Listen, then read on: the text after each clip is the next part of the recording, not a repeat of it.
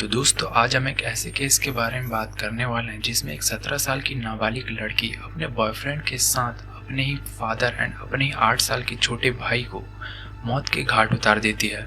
तो चलो इस केस को समझने के लिए बिना किसी देरी के वीडियो स्टार्ट करते हैं।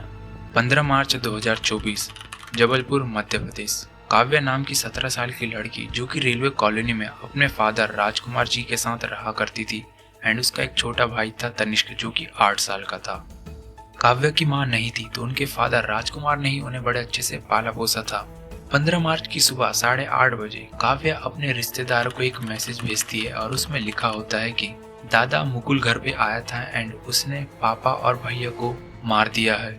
जैसे ही ये मैसेज काव्या के रिश्तेदार देखते हैं तो वो हैरान हो जाते हैं एंड वो पुलिस को भी इन्फॉर्म कर देते हैं एंड जब वो घर जाते हैं तो उनके घर पे ताला लगा होता है एंड जब पुलिस वहां पहुंचकर घर के ताले को तोड़ती है तो वो लोग देखते हैं कि काव्या के फादर की बॉडी एक पॉलीथीन के अंदर पैक है और दूसरी तरफ जब पुलिस वाले फ्रिज खोलकर देखते हैं तो उसमें काव्या के 8 साल के भाई की डेड बॉडी रहती है। ये सब देखकर पुलिस हैरान हो जाती है, मगर सबसे अजीब बात ये थी कि काव्या अभी भी गायब थी। पुलिस वालों को तो ये लगता है कि शायद काव्या को जबरदस्ती मुकुल ने कहीं छुपा कर रखा है या फिर वो ही उसे भगाकर कहीं लेकर गया है।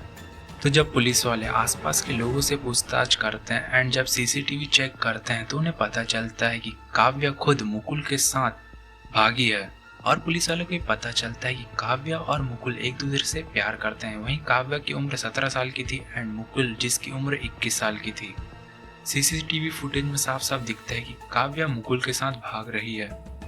अब ये लोग जबलपुर से भागकर इंदौर पहुंच जाते हैं एंड वहाँ कुछ दिन रुकते हैं एंड वहाँ से ये बेंगलोर, हरिद्वार एंड बहुत सारी डिफरेंट स्टेट में जाकर रहने लगते हैं। बट पुलिस इन्हें कभी ट्रेस नहीं कर पाती क्योंकि ये लोग जहाँ भी जाते थे वहाँ 2 से 3 दिन रुकते थे एंड वहाँ से भाग जाते थे एंड ये लोग बार बार सीन चेंज करते थे जिससे पुलिस वाले इन्हें ट्रैक ना कर सकें। पुलिस को इनका पीछा करते करते कम से कम 2 महीने बीत चुके थे तब भी, मगर काव्या एंड मुकुल पकड़ में नहीं आते एंड अब 2 महीने बीतने के बाद काव्या एंड मुकुल के पैसे खर्च हो चुके थे एंड इनके पास कहीं भी रुकने के लिए कोई जगह नहीं थी।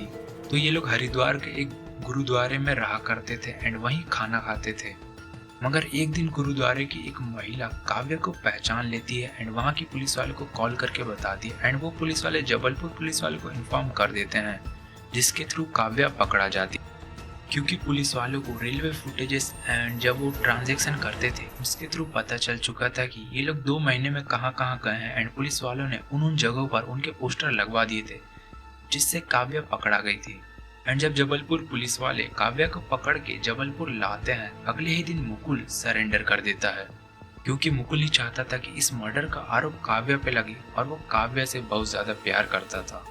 अब करीब 75 दिनों बाद मुकुल पकड़ में आ चुका था एंड जब पुलिस वाले उससे पूछते हैं कि तुमने काव्या के फादर एंड उसके छोटे भाई को क्यों मारा, तो मुकुल बताता है। मुकुल बोलते हैं कि काव्या और मैं एक दूसरे से बहुत ज्यादा प्यार करते थे बट उसके फादर हम दोनों को मिलने नहीं देते थे एंड उसके फादर को पता चल चुका था कि हम दोनों एक दूसरे से प्यार करते हैं। एक बार तो काव्या के फादर ने काव्या के थ्रू मुझ पर जबरन रेप का आरोप लगाया था।